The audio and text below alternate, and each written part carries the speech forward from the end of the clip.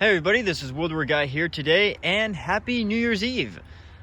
This is the last monthly update video for the year of 2020, and even though this year was good collection-wise, it was a terrible year, and I think we can all agree.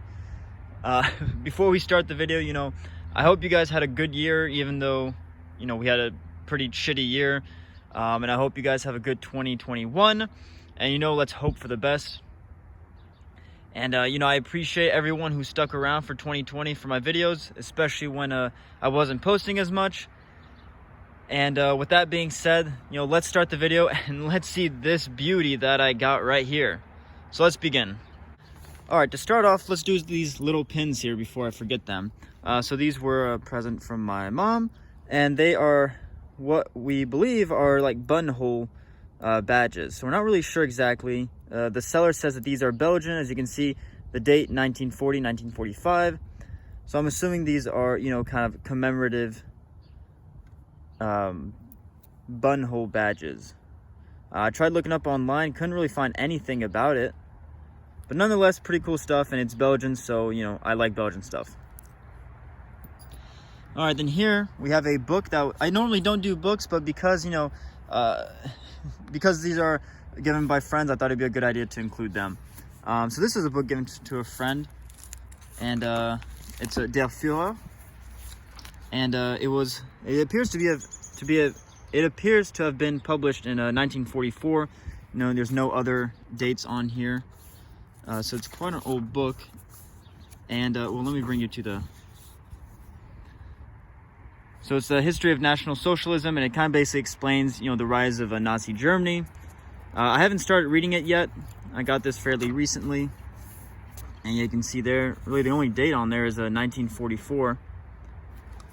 So yeah, it was translated, it used to be in German, I believe, and then it was translated to English. And so yeah, it seems really interesting. So very happy to have this. Good friend Sasha, if you're watching this, thank you very much. Shout out to you. And then these two books were also given by another friend. These are also really interesting books. Haven't started reading them yet, but this is Hitler's Third Reich and 100 Objects. So basically it kind of just shows 100 different objects, and some of these could be, very generic stuff, or some of these were more, if I can find one. Let me try to find one. So some were very generic stuff, and other things were more specifics, like Eva Braun's lipstick case. So this is pretty interesting. Kind of just has, random things that were significant to the German Reich. So this would be very interesting to read. And the other book given is a Russian Tanks of World War II, 1939-1945. So this basically just shows all the tanks and pictures, and kind of has a relatively brief description of them. And so this is interesting for those who love tanks. This seems like a really good book. And so yeah, this is Haley. If you're watching this, shout out to you as well.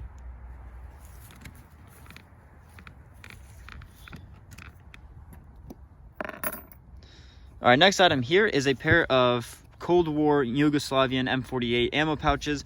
Normally you see these in leather, but I found a canvas version, and I thought it'd be a cool idea, or cool item to have in my collection. These are just like the leather ones. The only difference, besides it being canvas, is the tabs, instead of going to the bottom, they just stop right here. And then inside, I was able to put four stripper clips in there, so that's 20 rounds in each pocket. And I just have my regular ammo in there to give it some shape into it. And so yeah, these are used condition, but they're still really cool, and I think for the rifle it displays really nicely. All right, this item here, it's even hanging off the table. This is a Cold War Romanian bread bag, or side bag, however you want to call it. These are nearly identical to the World War II produced ones. The only differences, I think, are just some hardware and certain material differences, but otherwise it's nearly identical. This is a relatively large pouch, honestly, but it's really great. On the front you have two tabs here, so you can attach a mess kit. As you can see with the strap here, you can attach two straps to the top, which normally would have been for a blanket or a shelter half, quarter. There's that. Here you have a D-ring, so you can hang maybe a canteen, a cup, something else. And then inside you have two very deep pockets. So this one's a smaller one for, smaller items, maybe a bottle, I don't know, things like that. And then you have a larger pouch, which you can fit a large amount of clothes in there, you know, sweaters, shirts, socks, gloves, things like that. Oops. And the only problem I have with it is that it is a shoulder bag. So as it is a relatively large bag, you can fit a lot of things in there, and it can get heavy relatively quick. And you're wearing it as a shoulder bag, so all the weight is being put onto one shoulder.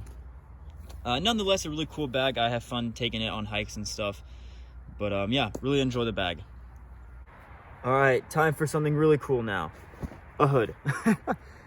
So the jacket is not new. As you can see, this is the Finnish M62 camo jacket. I've already showed this in a update video, but what's new is I got a hood for it. So there's buttons on the back of the hood or on the back of the jacket, and that was for the hood. It's a simple, you know, reversible hood. You have the camo there. This one's very faded, and then you have white on the other side, you know, for snow and winter. And then you have a drawstring towards the back to tighten it, you know, for whatever reasons you want to tighten it for. Very simple hood, but I thought it'd be really cool to add it to the jacket. Even though they're different, you know, shades of color, honestly, I don't find it a big problem. But yeah, very cool item. All right, then here we got another helmet.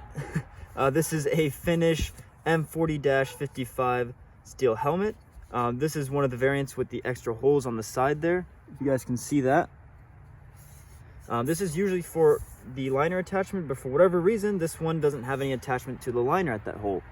So, who knows? This one's a bit more in beat up condition, as you can see there, but you still have a, you know, very bright yellow liner and your typical Finnish chin strap. But as you saw in the converting the Finnish helmet, I wanted a second one so I wouldn't feel too bad as converting the other one. So I have still an original example of a Finnish M40-55 helmet. So that's the main reason why I got it. All right, and for the last piece, I know you guys were probably waiting for this, but you know, gotta save the best for last. I got my second rifle. So this is, I actually bought this for my friend Luke, as we saw in the one of the past shooting videos. So Luke, if you're watching this, shout out to you. And so this is a Carcano M91-41. So it is the, you know, longer variant. These were produced from 1941 or 42 to 1943. And then once Italy surrendered, Germany still produced a few of these, and they were issued to mostly like police garrisons and things like that. I'll post a link in the description with Ian's video on this because he has a lot more information than I do. But let's take a quick closer look at it. So here we have some of the markings. No date on this. Some of them didn't have dates. Unfortunately, mine doesn't. But I have to check. I will put a link in the, not a link in the description, but I'll put a little piece of information at the bottom of the text if I can find the manufacturer for this. Then you have, you know, serial number. You have some extra markings there. The sights here, and then to adjust there, you know, that works like that. So if it's all the way forward, you have your battle sights, which is 0 at 200 meters, I believe, and then it goes all the way to 1,000 meters if you have it like this. This is a very good condition, honestly. I got a very, you know, good rifle, very clean, very well kept. And the best part is, well, not the best part, but a good part of it is it came with a bayonet on it.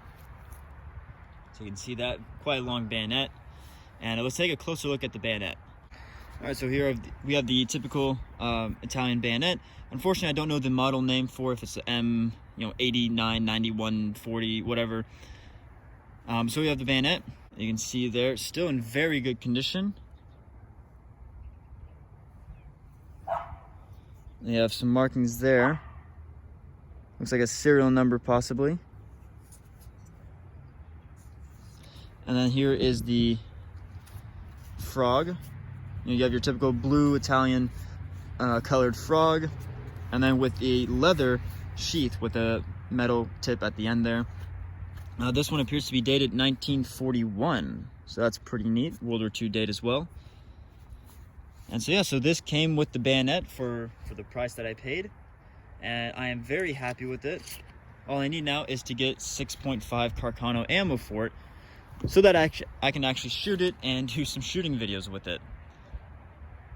But again, very happy for this rifle. Luke, if you're watching this, thank you so much again for the opportunity of you know, letting me buy it, and I can't wait to do some shooting videos with it. All right, well, that concludes the last video from me from 2020. I hope you guys enjoyed it. I hope you enjoyed, you know, the great stuff I got. You know, like I said, collection wise, it was a great year. Everything else, not a good year, and I'm sure everyone else can relate. But again, thank you again for sticking with me this year and for the past other years, and I hope 2021 will make some great content, and we'll keep the channel going. Otherwise, have a safe New Year's Eve. If you're watching this after New Year's, I hope you had a safe New Year's Eve. And stick around for the next few videos. They're going to be great. Besides that, you guys have a great day.